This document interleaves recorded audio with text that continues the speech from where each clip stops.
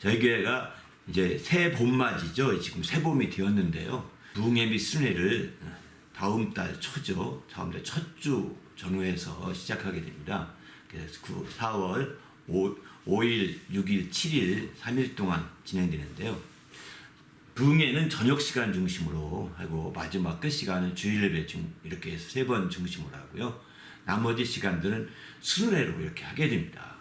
우리가 지난번에 이제 홍보 영상 올린 것처럼 바로 앞서 올린 홍보 영상을 자세히 보시면 좋겠고, 오늘은 이번 부흥회 및 순회의 주제는 슬로건이라고 그러죠.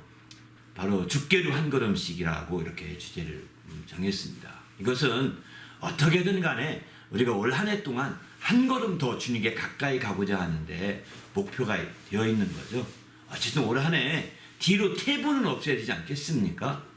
뒤로 물러가고 침략에 빠지는 그런 믿음은 없다고 그랬거든요. 믿음을 가진 자들은 오직 앞으로 나가서 영혼을 구원할 믿음을 가진 게 참된 우리 믿음이거든요. 이런 믿음의 진전과 진보를 이루는데 초점을 두고 있는 순회 및 부흥회입니다.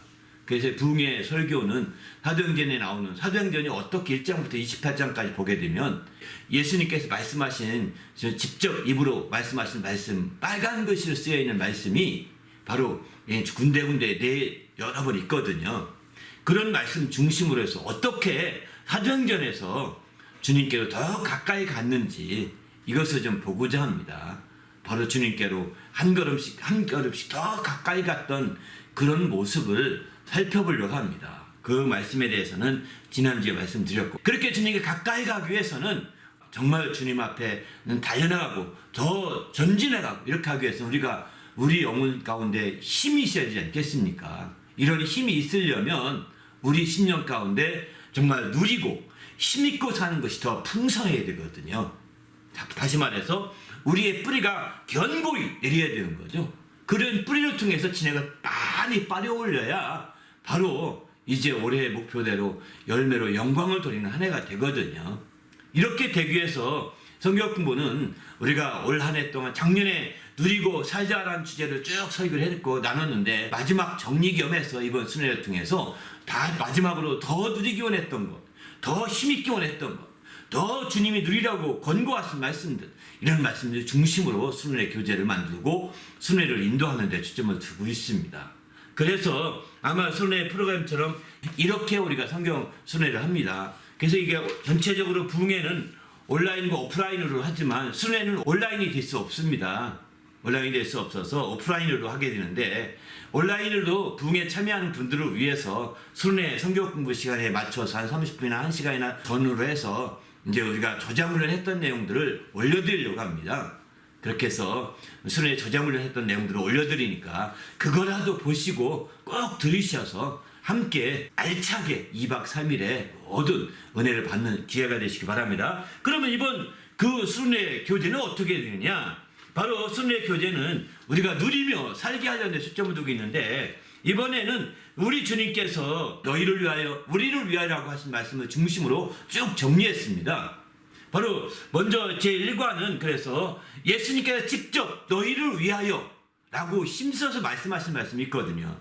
예수님이 말씀하신 것 중에 이런 표현을 별로 안 썼지만 너희를 위해서 이렇게 말씀하신 게 있는데, 그런 말씀 중심으로 해서 7개를 뽑았습니다. 복음서에서 그 말씀을 좀 드리고자 합니다. 서론은 이제 사도행전에서 뽑았는데요. 사도행전의 이 말씀은 바로 베드로가 한 얘기인데, 예수님 그분 자체가 너희를 위하여 예정하신 분이라는 겁니다. 예수님 그분 자신이 너희를 위해서 보내주신 분이라는 겁니다. 이걸 강조하는 것이 베드로의 설교거든요. 그런데 그 너희를 위하여 오신 그분이 직접 또 너희를 위하여라고 말씀하신 말씀이 7가지가 있는 거죠. 너희를 위하여 하늘의 보물을 쌓아두라 이렇게 말씀합니다. 너희를 위하여 예비된 나라를 상속받으라 이렇게 말씀합니다. 너희를 위하여 주는 내 몸이다 이렇게 말씀합니다. 네 번째는 너희를 위하여 내가 기뻐한다 이렇게 말씀합니다. 또 다음에 너희를 위한 소리다 이것은 하면서 이렇게 말씀하시고, 또 6번째 너희를 위하여 거처를 예비하러 간다. 너희를 위해서 하는 것입니다. 다 예배드리면 주님이 와서 너희를 데려다가 나와 함께 거하리라고 이렇게 요한복음 14장에 말씀도 하시죠.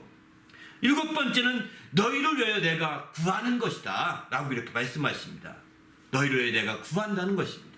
마지막은 너희를 위하는 자니라 이런 표현하죠. 누가복음 9장에 보게 되면 너희 주님께서 좀 이렇게 폭넓게 예수님께 직접 얘기한 것이 아니라 예수님이 말씀한 거, 예수님이 직접 이 말씀을 하신 말씀인데요. 좀 폭넓게 얘기합니다. 너희를 위하는 자가 예수님만 있는 것이 아니라 이런 자가 다 너희를 위한 자다라고 넓혀서 얘기하신 말씀입니다. 누가 그러냐? 너희를 반대하지 않는 자는 다 너희를 위한 자라는 겁니다. 너희를 반대하지 않는 자가 다 너희를 위한 자라고 이렇게 결론의 말씀을 좀 드리고자 합니다. 또 그 다음에 두 번째 과는 제자들이 그러면 어떻게 너희를 위하여라고 말씀하신 말씀은 없느냐? 있습니다. 사도행전부터 쭉 서신서 전체 내용을 보게 되면 제자들이 특별히 사도 바울이나 사도 베드로나 사도 요한이 이렇게 너희를 위하라고 쭉 얘기한 것들이 많거든요. 특별히 사도 베드로와 사도 바울이 그런 얘기를 많이 했는데 사도 베드로의 얘기를 먼저 선으로 이렇게 뽑았습니다.